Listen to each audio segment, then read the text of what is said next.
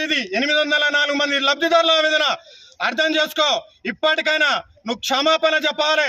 చెప్పకపోతే మాత్రం ఈ ఆస్తితోటి ఇదే దీంతోటే కాలేదు. మీ 800 లబ్ధిదారులు అందరం ఈ నువ్వు సూర్యాపేటలో దాచుకున్నట్టు కాదు, నువ్వు ఏడ దాచుకున్నావు వచ్చి మాట్లాడు.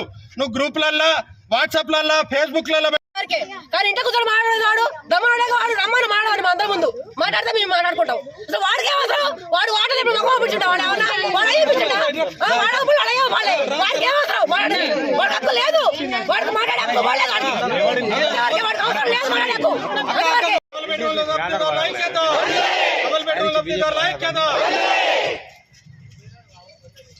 రావాలి రావాలి చెప్పాలి చెప్పాలి. 804 లబ్ధిదారులు ఉన్నాం.